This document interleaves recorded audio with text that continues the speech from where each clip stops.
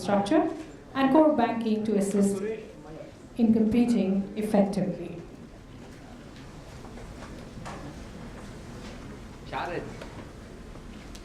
Senior President and Chief Information Officer at Yes Bank.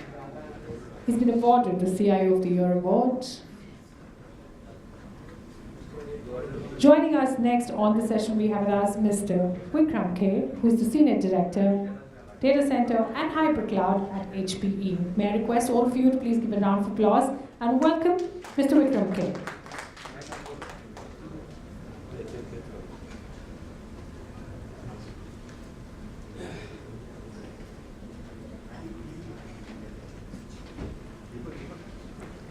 The session is going to be moderated by Mr. Ed Nair, who is Editor-at-Large DataQuest. And on the session, we're also joined by Mr. Kamal Gurnani, who's the Head IT for Risk and Compliance at Bandhan Bank. Ladies and gentlemen, may I request you to please give a round of applause and welcome all our panelists and the moderator on stage.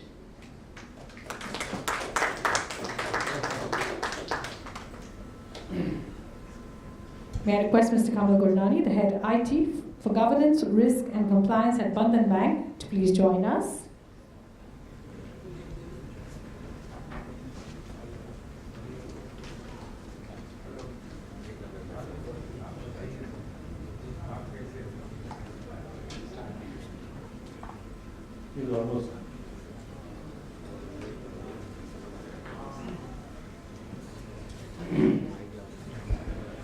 Thank you very much. And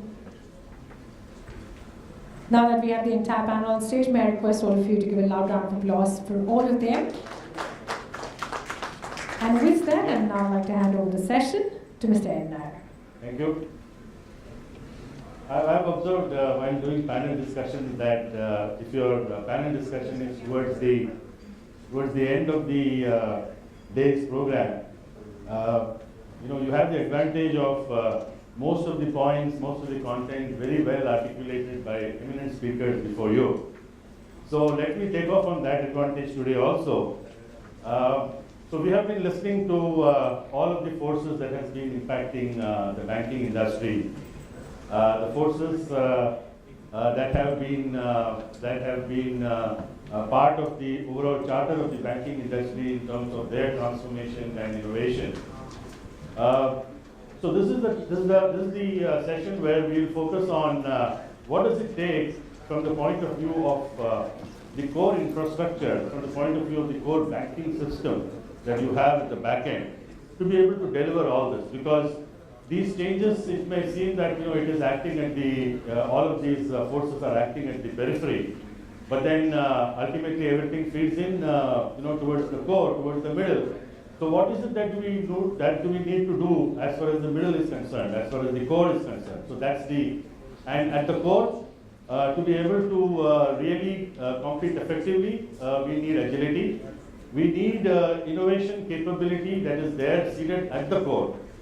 And we need to be able to innovate in a very agile manner, because that is how we need to respond to market needs. That's how we need to respond to sudden uncalled for, sudden needs that have not been contemplated before. Things like GST, preparedness for a new thing like GST or demonetization and things like that, and these things are going to continue.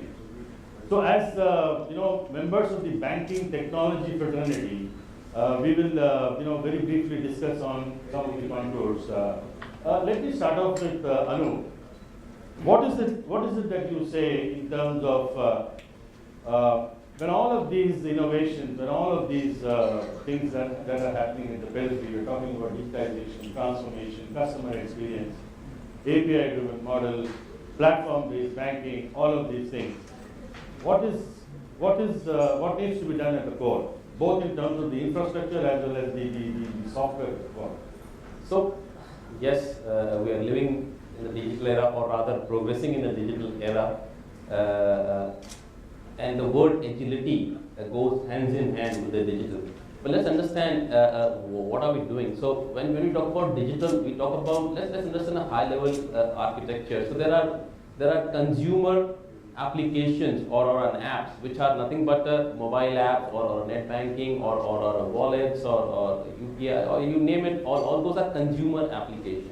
Then there is a middleware layer, ideally which has to be there in every banking organization. And then at the bottom you have your provider application. So I wouldn't restrict to only core banking, but it can be any system which has a system of record for the customers. So from in the bank side, I can say I have a credit card system, I have core banking for my liabilities, I have FinOne's lending system for my lending systems, and then I have transaction banking as separate. Likewise, there is a bouquet of provider system which actually get a presentation layer at the app. So when you talk about a mobile app, you want to know what's your credit card balance, you also want to know what's your liability, you want to know your outstanding availability on your lending systems or your loan. So in this three-tier architecture, there is a presentation, consumer, middleware, and the underlying core provider system. Now, fortunately or unfortunately, the core, which is the either an infrastructure or the applications which are providing, have they reached that level of agility? While at the provider consumer level we need that agility, but at the provider level, I don't think so personally we have reached that level of agility to meet those needs. And primarily the reason I would say, because obviously lots of banks which are old, they have invested in the legacy, the technologies which are there. So typically a bank would have nothing less than a medium, if I say medium tier bank, it will have nothing less than 300 to 350 applications. Probably a bank like HDFC would have probably few thousand applications which are sitting either in the providers section or in the consumer side. So we are talking about the agility in the digital era, but the provider systems are not ready. Both in terms of the infrastructure which are on-prem, because banks have, in terms of bank, have still not progressed to move on to the cloud, which is going to be the future, but we have still not moved on to the critical consumer system of record system or customer system of record system onto the cloud, and probably it is still, I feel, a time away wherein we will reach there. At the same time, the core banking, whether it's a new core banking systems or other, are they ready with their API structure? Are they ready with their microservices structure for them to quickly integrate with your consumer application? Because we are still living in a world wherein, so ESB, Enterprise Service Bus Architecture or a SOA architecture is still on the way. It is still not available on all the banks, I would say, at this point in time. We are still in that point-to-point integration, that one app needs to talk to each other, do customization, integrate with each other, which takes 3 months to 6 months to do that integration, which is a huge time. So we have to go towards that era wherein all your provider systems are providing microservices to be consumed, for them to be consumed. That is not available at this point in time. I'm not saying not available, it has started, but not all the applications are ready in terms of having those microservices for it to take care. So still we are doing lots of digital innovations on that. And you were also mentioning that banks then have the tendency to do quick fix solutions, which never not scalable. Which is absolutely so.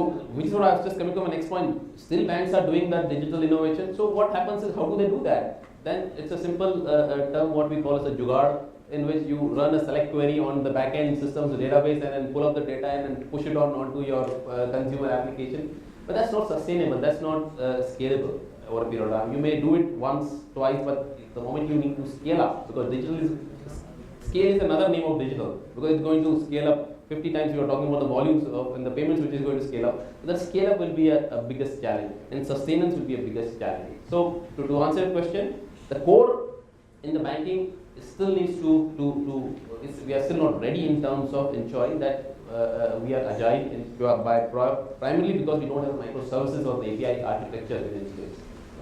The new age banking, maybe yes, the banks which are coming in, but the older banks they are still coming up with that architecture, because it's difficult. For the greenfield banks, it's easy to build the middleware SOA architecture, but the legacy banks which exist for long, for them to take care of 3,000 applications and move them onto the API or microservices based architecture, that's going to consume a lot of time. Having said that, we don't necessarily need to move all the applications, but the ones which really make difference, which is primarily, I would say, not more than 10 or 12 applications, but they need to be made agile by providing microservices to the consumer app.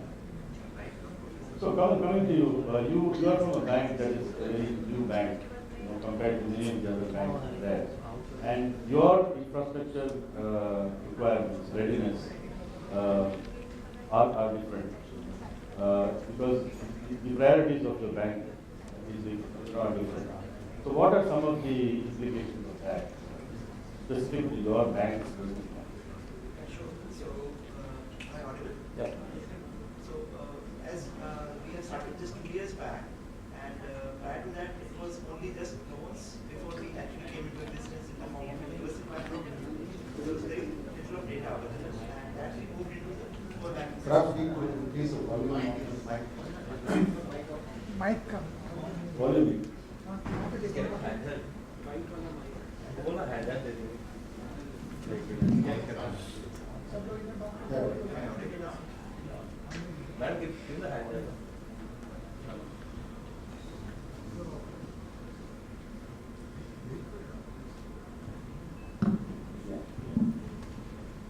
So we're talking about, we are just a 2-year-old bank.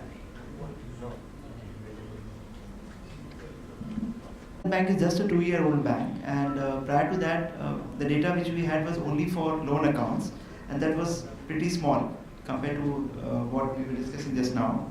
And we moved into the core banking system. After that, as we started growing, we had to have many more applications, and those applications, because they are new in terms of architecture, it's easy to connect and call for APIs and get the data service to various channels like mobile or ATM or internet banking and many more. So this is pretty easy for us.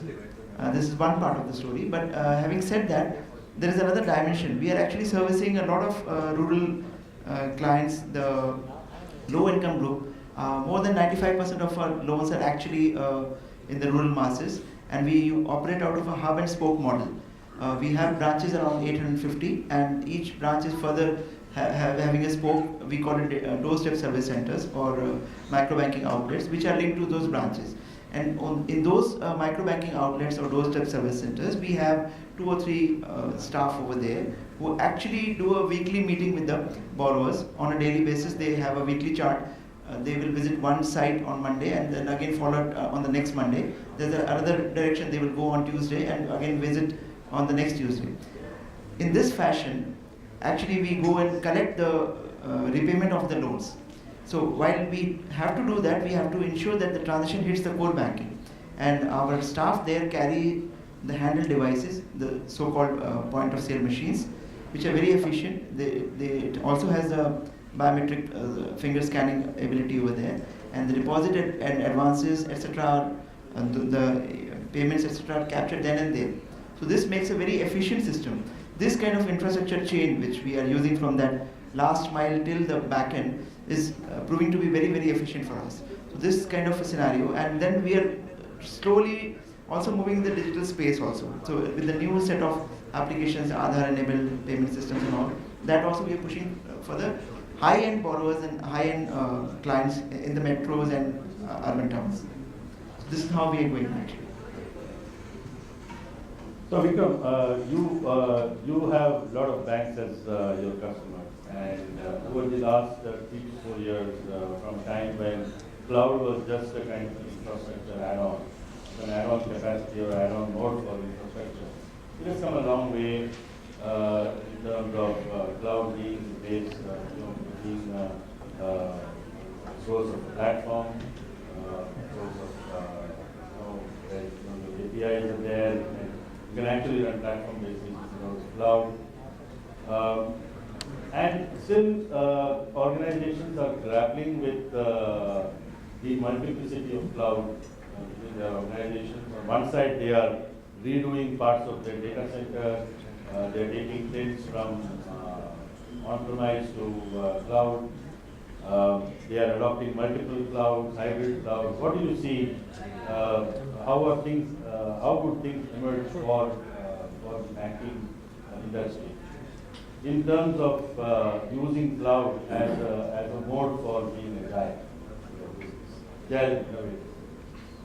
Sure, so you asked two questions. So, Yeah, there are. to take the course, so one of the things that you also mentioned is, which is good, is that being one of the last analysts, keep the service. So we do reference about running when we basically run the code. And the code is primarily all of what the bank does, that is the regulation. So from what Luke was talking about the agility and stuff like that, not just the last 3 years. I think for a period of time we are seeing this change in many ways. So first is most of these banks have become a bit more optimized of the customers that they have. So for instance, to explain this, Vivat Lake State Bank of India. It represents India itself. So it is spread all over India. It has possibly the largest number of banks. It has also the largest number of accounts. So what we've done through in our journey with them running the code is the following.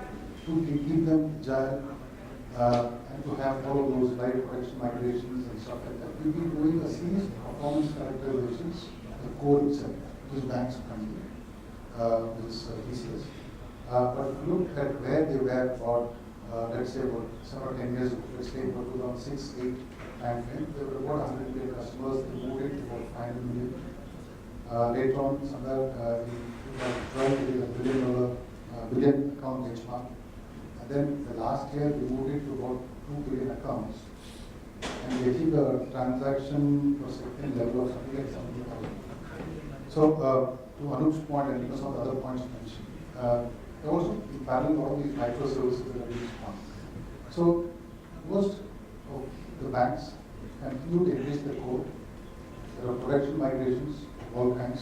They basically try to see how they can influence improvements in technology to modify the code, because it is the reputation.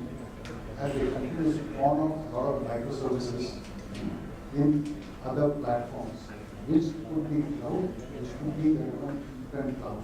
And for such things, they use a lot more of the workload-specific infrastructures available today. I think now about 6 or 10 years back, it's called apps and functions. So today, it's moved to workloads. But yeah, in that sense, a lot more of hyper-convergence and converged systems as infrastructure for specific activities. Breakthrough in SBI is one. There's so many examples all over. But that is what I see as the transition that's happening. I think Anup made the most pertinent point about, I'm going to see a future where everything is going to move towards regulations. There are other concerns that the bank themselves will have. At least point about the fact that it is the regulation itself of the bank. So we see a confluence of all of this going into the future. And this is where HP comes from, and we believe the future is going to be a completely hybridized world. And so all of that we do with infra is about hybridized performance. You gave a very good quote that the reputation of the bank is at the core. That's a very good. Not Okay. I didn't catch where he spoke. One another aspect, Kamal, is that you have spent time in this area. That's why I'm asking you. Is the overall area of regulatory compliances and governance and security, which is absolutely front end leading subject area, definitely in banking. So, from an infrastructure point of view, what do these areas necessitate in terms of infrastructure? Apart from putting in the security technologies, what are the ramifications as far as infrastructure and agility is concerned from the point of view of these areas? Yeah, so as we go along, we are actually having a lot of responsibility from the regulator to protect the information, and from the business side, we have to make the information available. So the confidentiality of the data, the integrity of the data, and the availability, the triad so-called CIA, is always on our mind. And if we extend this on the ground, how it translates to is you have to have a very, very robust security operations center, which is now moved up to scaled up to cyber security CSOC, we call it, cyber security operations center, and that needs to have the latest technology and the infrastructure in place, whether it's a database access management tool, or whether it's a security identification and event management tool, or IDAM, identity access management tool, and there are so many other things which we have to in place, like anti-malware, anti-phishing tools and all. So unless we have these tools in place, up, running and working, and throwing a live alerts for monitoring and detection, it's difficult to protect the customer data, and that's the responsibility I think we all of us have to see through it, and we are actually doing it.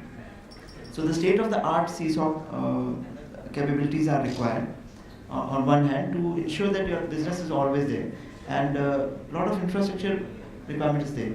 So there we always are supported by the best of the best tools which are available in the market, and also we have not bought it in-house. It's more on the OpEx model. So that actually really helps us to save the cost, and at the same time, if the technology changes, so we can go to the next tool. So are these mandated by RBI, or these are things that any bank would definitely? No, it's absolutely a mandate. We all are aware that the RBI's June 2, 2016 circular on cybersecurity framework, which mandates that you should have a cybersecurity policy and a cyber crisis management plan, and so on and so forth. So which every bank is following nowadays. That's there. So I think this pretty much we are getting help from the various partners in the industry. They are actually coming forth with their experience and experience with other banks, and also the experience also helps us to put things in the right perspective, actually, right implementation. I'll just add on to this. So again, I'll go back to the agenda, which is the core. So core is not only infrastructure or not only applications, it is also security. Let me put another perspective, which I was asking Mali as well, in terms of where we stand as a country in terms of security. If you look at the Verizon report of last year's, you will find the security breaches from 2008 until 2017 has gone 100 times on that. But as a country, do we have a scalable cryptographic security infrastructure? No. Today, cryptography is an elitist kind of a thing. Only critical, let's say, corporate and banking application will need to have PKI infrastructure. And then, by the way, PKI is the only approved cryptographic solution in Information Technology Act in India. Unfortunately, there is none. And my personal list, it's pathetic. It's pathetic. It's probably an old age solution, but unfortunately, we don't have any leeway. Actually, security solution, if we want to really get into the digital dream of Mr. Modi, which he has said, we need to ensure that the cryptographic security solution has to be democratized in the hands of every consumer. Today, it doesn't exist. As I said, it's an elitist kind of a thing. Only selected few corporate and banking application, corporates will use it. Some corporates don't use it because it's very inconvenience to them. But we need to get into that stage. If we really want a digital, we need to democratize the cryptographic solution in every handset, which is with us, which represents us. Today, what represents Anup Purohit is the handset I carry, which has all my information, and that has to be cryptographically secured if I want to move in towards a digital era. Because I access everything in my mobile. As long as my mobile is cryptographically secured, and in my hand that security is, we'll be able to reach that digital. So agility and digital are synonyms, but the agility and the security are antonyms. They are opposite. It has to be actually synonym over a period of time if you want to really get into the we have reached a maturity in the digital era. We need to ensure that the security also becomes kind of a democratized in the hand of every each one of us. Today it isn't. To go back to your set of banking customers, are you seeing increasing investments in infrastructure by banking customers into areas that are now part of the new age banking practices, which is, let's say, customer experience, and a whole lot of involved work again in customer management, customer management and marketing using AI-based tools and stuff like that. Do you see additional infrastructure being deployed for banks in these areas? So, we fortunate especially with joint accounts. So, it might be 10 lakhs, 10 lakhs. The simple and straightforward answer to the question is yes. Because everybody realizes time and data increases. And we takes you to be a little more than you were in the past.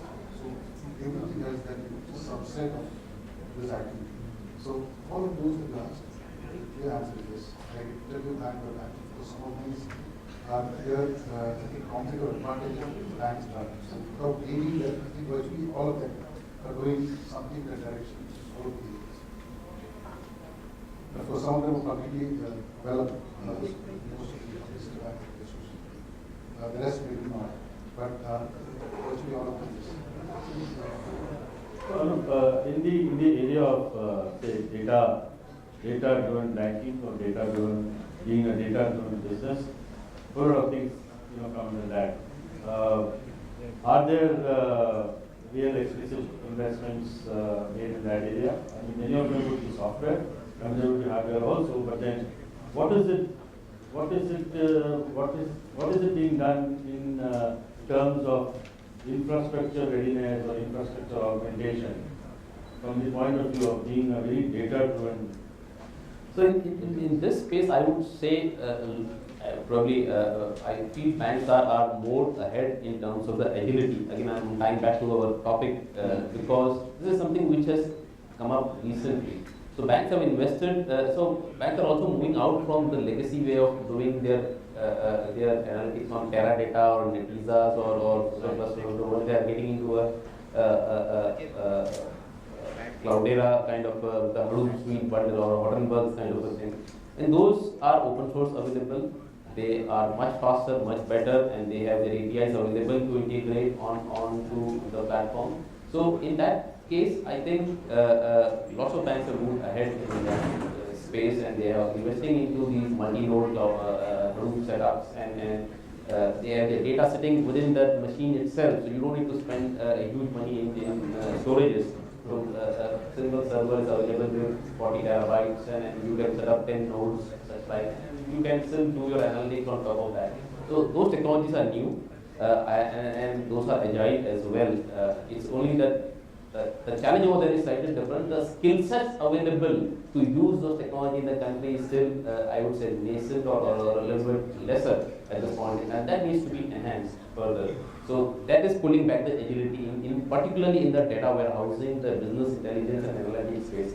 Technology is new, available, but the skill set is pulling it back in terms of the agility. So some or the other factor in the digital era is pulling that agility back for us to be a real digital nation. Like we have been, again, as the security is another one, which probably I still want to put 2 cents onto that topic, we have been, I would say, either lucky or probably we are not aware in terms of either we have been hacked or I was in Israel last month, spent 8 days over there. We feel OTP is secure. That guy, not more than 30 seconds to read my SMSs. He just knew my number. That's about it. He told me to get somebody to send there. So between the two operators, there is a band called SSN7 band, which works between them, and that is 100% vulnerable. A kid can hack that. So all your OTPs, SMSs, which goes through 2 different operators, it takes them less than 30 seconds to read everything. Less than 30 seconds to read it. We are probably fortunate whether we are not being somebody is not broken, or probably as one of my boss says that India data is not that critical or not that sensitive for anybody to hack. So we bache pade hue hain. But once it becomes real valuable data, probably it becomes a core market for the hackers to get in. Okay, so we have about 2 to 3 minutes. I would like to now throw this open to the audience here. You can type in questions. We will take 1 or 2. A very small tactical question to Anup. You just mentioned that both the operators, hacking and steal. So what is the way out? How do we secure it in India? I mean, what is the next step for this? So, being me, so maybe I'll spend 2 minutes on that. That's a challenge which at Yes Bank we have picked it up personally, because when I made a statement that the cryptographic solution should be democratized in the hands of an individual, I think that is the solution. That is the place, that is the, I would call it a nirvana stage when you are able to reach that level of security at your fingertips.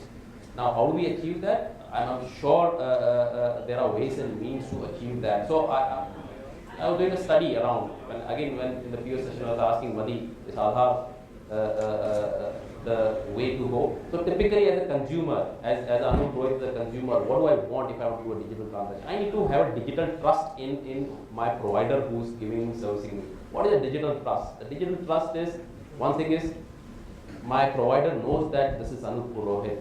Identification and authentication. In terms of when I'm doing anything, I'm identified as Anup Purohit and doing it. Encryption is second thing which I need to be aware that it is getting. Data integrity is something, so if I'm doing something on my handset, is the same data reaching at my provider system. Authorization and verification is the fourth one, and non-repudiation is the fifth one. So I consider these 5 things, which honestly none of the people sitting in the audience or every citizen are not even aware, and they don't care about this.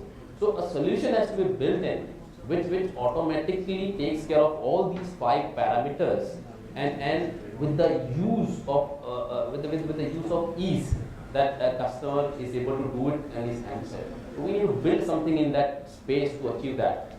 I personally believe that every citizen should have a crypto ID, and that is usable across all the utilities, whether I am to pay a Mahanagar gas bill, or I am paying a mobile bill, or I am doing a financial transaction, or I am doing something on the digital or the net banking channel. So I need to have a digital ID for me.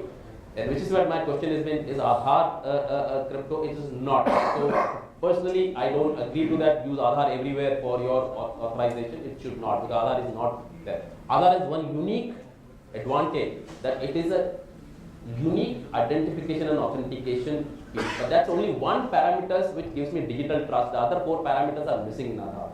In that. And Aadhaar is a national identity. We should not be using it. Or we take another solution like PKI, which is the only solution which we have it in our Information Technology Act, and which my regulator only says, I will only look at this solution. Now that solution is a pathetic solution. Tomorrow my customer changes Java version from 1.4 to 1.6, the solution stops working. I have to have a help desk of maybe 45-50 engineers to run that help desk for that. But it still doesn't have all those dynamic requirements which a customer ease of operation. OTP and password is again a vulnerable. It's an excellent user convenience, but the backend it is not secure on that one. So we need to come up with the solution which has a crypto ID for every individual, which is an amalgamation of all these things to get you a digital trust as a consumer with the user experience, and which is what we are working with, wherein personally we have worked with one of the security startup from Israel who has, and one of the cryptographer in country and a scientist called Sanjay Deshpande, and we have built some solution. We have gone to the Ministry of Electronics and Information Technology. We have presented them the required that we need to get into that space. They are very positive in this, but as you are aware, if I have to amend the Information Technology Act and bring that solution into that, it takes a time. Generally, even if the MeitY, which is Information Technology, approves to it, it has to get into a gadget. Once it gets into a gadget, then it becomes to Parliament, and then the law passes, and then it becomes. So it's needed. So coming back to your question, yes, we need to have a democratized crypto ID for every citizen of the country. That is the solution. And I personally feel it's not far away. We should be in a position to drive that, because I personally spent a good amount of time with the Ministry of Electronics and Information Technology. We spent time with the RC Bose Cryptography and Security Institute, which is the highest one based in Kolkata. Dr. Bimal Roy runs that. We have done that, and I think that is needed. And which is why I made the statement that cryptography is an elitist. Only few people are there. It is not available at any one of you guys in the room. And if it is made available to all of you guys, that is the, you can call it the reach the security nirvana in that area, wherein you can say, okay, my path is secured, my handset is secured, my provider is secured, and I can have a digital trust in whatever I am doing across on my handset, and then you reach nirvana. So will handset play an important role, crucial role for this? For example, BlackBerry is talking of bringing in gadgets which are. It has to be handset. So one of the other challenges is we need to ensure that it has to be handset agnostic. Because for example, today while we use Aadhaar, now Aadhaar is not portable on all devices. It also, if you go to the UIDA website, they say, okay, only these 10 or 12 devices are certified on that. But my mobile, whether I use a Microsoft platform or I use an Android platform, or as long as I have a cryptographic algorithm built into my thing, and I have fingerprinting my devices, I have fingerprinted my lots of other parameters, and I have created a cryptographic keys which is unbreakable and meeting all the requirements of the cryptography, we reach that. So I personally feel it can't be restricted to a BlackBerry. What's the utilization of or the deployment of BlackBerry if we look at it in India? It's hardly anything in that. So we need to look at which is the agnostic of any platform, handset, OS, device, anything. It has to be agnostic. Then only you will be able to reach that. So then you can't restrict it to yaar main to BlackBerry user hu to khali mere ko security milega. Then you move everybody there. That can't be. It has to be agnostic to everyone. Okay, so on that note, I think we cannot, we have run out of time, so we can't take more questions. So thanks a lot, very eminent panel. Thanks a lot for the wonderful insights. I think these would be very useful pointers for the future. Thanks. So thank you. Thank you very much.